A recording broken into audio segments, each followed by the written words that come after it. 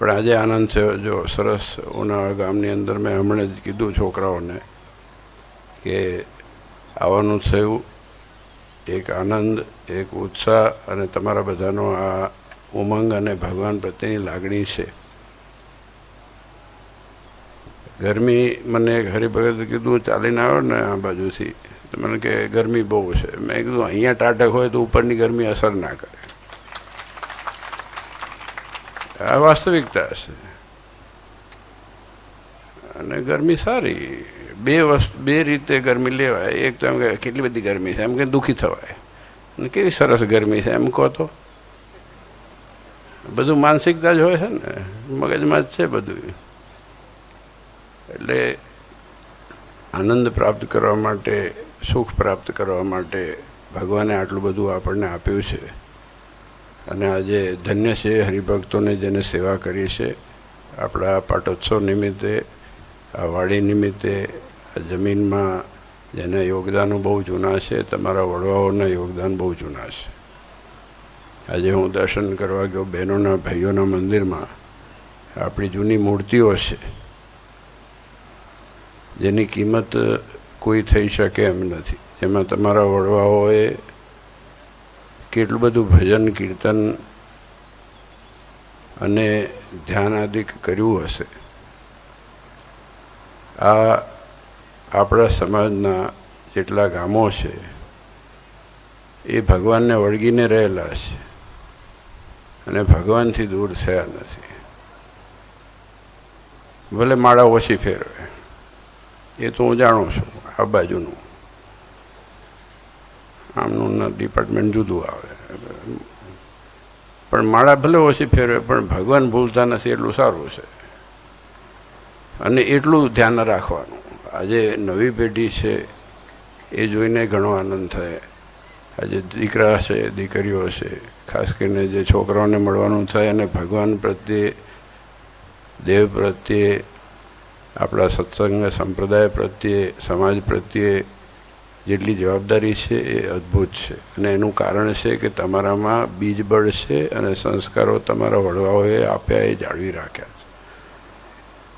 એ જાળવવાની જરૂર છે. બસ ભલામણ એટલી છે, આજ્ઞા ભાગના હું કરતો નથી. ભલામણ એટલી છે કે આપણી જેમ આગળ વૃદ્ધિ થતી રહે, આપણે આગળ વધતા રહીએ, પૈસે ટકે કે ગમે તે રીતે. એ જેટલા જમીન ઉપર રહીએ ને એટલે આપણે સુખી રહીએ છીએ. જો સહેજ આવે ને છગી જઈએ તો માણસને દુઃખ દૂર નથી. આજે ભગવાનના કૃપા વડે કહીને આ ગાંધીનગર બધું આજુબાજુ આવી ગયું ને આ તમારા ગામોમાં ઘણું બધું સમૃદ્ધિ આવી. પણ આપણે એટલું ધ્યાનમાં રાખવું કે આપણા મૂળિયા ક્યાં છે. બસ. અને આપણે સુખી આપણા કારણે, આપણા વડવાઓને કારણે કે ભગવાનને કારણે. કારણ કે આપણા ભાગ્યમાં શું લખ્યું હતું આપણને ખબર નથી, પણ ભગવાન સાથે આજે હું આવતો હતો દર્શન કરીને, રામજી મંદિર દર્શન કરવા ગયો. તો આજે મંદિરો છે એ આપણી મૂડી છે, આપણી ધરોહર છે. ત્યાં બે બહેનો બેઠા હતા અને એમની નિમિત્તે ભગવાનના દર્શન કરતા હતા. દીકરીઓ હતી. પણ આપણે હાંકણા રહેતા નથી. અમુક હરિભક્ત હા ઉભા થા, ઉભા થા. મેં કહ્યું આવું ના કહો. કોઈને આપણે સાઈડમાં દર્શન કરી લેવા. આ માણસાઈના પહેલાં લક્ષણો છે. આપણે બધું જેટલું માણસાઈના લક્ષણો પાડશું, જેટલું એકબીજા પ્રત્યે આદર અને સત્કાર રહેશે, જેટલું એકબીજા પ્રત્યે સન્માન રહેશે, એટલું જીવનમાં સુખ્યું થવાશે. આમાં જિંદગીમાં કોઈ નડતું જ નથી. એ મારો તો સિદ્ધાંત છે. કોઈ નડતું નથી, આપણા સ્વભાવ નડે છે. અમે એક ગામમાં ગયા હતા ને તો રસ્તામાં કૂતરું બચારું એક ઓટા ઉપર સૂતું હતું. તે હરિભગત કે જે હશે જોડે ઊભું કરીને હટ હટ હટ કરીને. મેં કહ્યું શાંતિ પડ્યું છે, શું નડે છે આપણને? આપણે નડીએ છીએ ને. અમે નડ્યા કૂતરાને. આ દુનિયામાં કોઈને નડી શકતું નથી. આપણે આપણી જાતને નડીએ છીએ. વાસ્તવિકતા એ છે કે ભગવાને આપેલી આજ્ઞા છે એ આજ્ઞાનું આપણે અક્ષરશઃ પાલન કદાચ ન કરી શકીએ પણ પ્રયત્ન તો કરી શકીએ છીએ. જ્યાં આપણી બુદ્ધિનો પ્રયોગ આવે ને એમાં દુઃખી થવાય. આજે જો બારોટ સાહેબ છે, પાછળ એમના જોડે મજબૂત ઓફિસરો છે, જ્યારે લેફ્ટ કહે તો લેફ્ટ પડે ને રાઈટ કહે તો રાઈટ પડે. શરૂઆત ટ્રેનિંગની આનેથી થાય છે. એનો મતલબ શું થાય કે આ કહીએ ત્યારે આ જ કરવાનું, આ કહીએ ત્યારે આ જ કરવાનું. આવું ભગવાને કીધેલું છે. પછી સાવધાનને વિશ્રામે આવે કે તમે રિલેક્સે થાઓ. પણ વસ્તુ એ છે કે જ્યાં આપણી બુદ્ધિનો પ્રયોગ શરૂ થાય ને ત્યાં બધા કચવાઈ જવાય, કેમ કે સ્વભાવ આવે છે. ટ્રેનિંગ હોય કે સંપ્રદાય હોય કે જીવન હોય કે સિદ્ધાંતો હોય, એમાં વસ્તુ એક જ છે કે જીવનમાં સુખી થવા માટે કે કોઈ પણ વસ્તુમાં આગળ વધવા માટે તમારું ફોકસ છે એ કેન્દ્ર બિંદુ એ તમે નક્કી કર્યો હોય ત્યાં પહોંચવાનું છે. એનાથી આજુબાજુ ડગવાનું નથી. એ જ વસ્તુ અર્જુને જ્યારે માછલીની આંખ વીંધી, જ્યારે એનું કોન્સન્ટ્રેશન પાવર કેટલો હશે વિચાર કરો. આ બધું જે પણ કંઈ કીધું છે એના પાછળ બધું ઘણું બધું કારણ છે કે આપણું લક્ષ્ય છે ને એ સુખી થવાનું છે. આજે તમે બધા આ ગરમીમાં આનંદ લો છો, આનંદ જ કહેવાય ને. હવે શું કરીએ? અહીંયા રસોડું છે, તૈયાર થઈ ગયું છે, એટલે હું હમણાં પૂરું જ કરું છું. 12 વાગી ગયા હું, અને 12 કોઈના વગાડવા નહીં.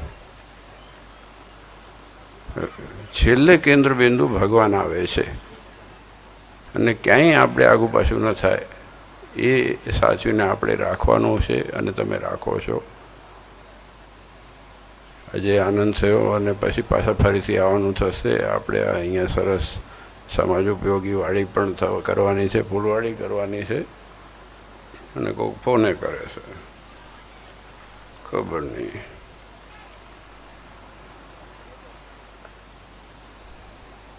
હા, એ ત્રાસ.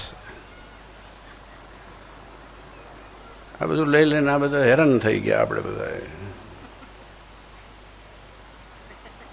નહીં નતું તારે કેવું સારું હતું. ભૂકંપ આવે તો અઠવાડિયે ખબર પડતી હતી. હા, તો કોઈક બીજા દેશમાં આવે તો ટેન્શન થાય કે ઇઝરાયલ ને ફલાણું કેમ લડે છે ને ઓલું આમ કેમ થાય છે. હજુ ભાડ્યાનું ને સાંભળ્યાનું ઝેર છે ને, બાકી શું છે? અમુક વડીલો આવે ને, જો છેલ્લી વાત કરું, અમુક વડીલો આવે ને કે સાંભળાતું નથી. મેં બહુ શું કે મારે હું રાહ જોઉં ક્યારે બંધ થાય. જ્યારે બંધ થાય ને જેથી સાંભળવાનું ત્યારથી સુખી. ગમે તે બોલીને જતા રહો ને. આપણે સાંભળતા જ નથી, જીવતા જ નથી, જાણતા નથી, જોતા નથી. એ માણસ બહુ સુખી હોય. તમે જોજો, જે માણસ ઓછું સાંભળે ને બહુ જીવે.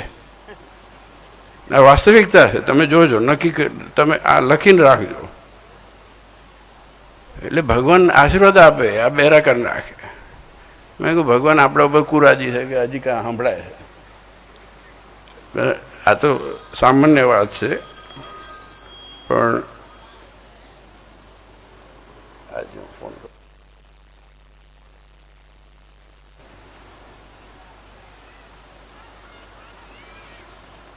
એટલે આવું છે બધું. ઉપાડવું પડે કોક વાર. પણ ઘણી વખત લોકો બાથરૂમમાં દોડીને બહાર આવીને ઉપાડે, લાટો ઘસે હોય તોય. આમાં એક છેલ્લી વાત. હવે જો હું છેલ્લાની છેલ્લી વાત કરું. બાપજીએ, આપ તો જાઓ છો મ્યુઝિયમ, હું ઓછું જઉં છું, પણ બાપજી એક દાડો ખીજઈને આવ્યા મારા પાસે. બારોટ સાહેબ છે ને, જાય છે મ્યુઝિયમ અનેક વાર. એક દાડો ખીજઈને આવ્યા મારા પાસે. મને કે ફોન ઉપાડતા નથી કે 25 વખત કે ઓલા રિંગ મારી. મેં કહ્યું આ ડબલું ખરીદીને કોણ લાવ્યું છે? મેં પૈસા મેં ભર્યા છે, ઉપાડો હોય તો ઉપાડીશ, નહીં ઉપાડો તો નહીં ઉપાડું. આપણે આના દાસ નથી થવાનું, આનો ઉપયોગ કરવાનો છે. એમ જગતમાં ગમે તેટલી વસ્તુ છે ને એ સાધન છે.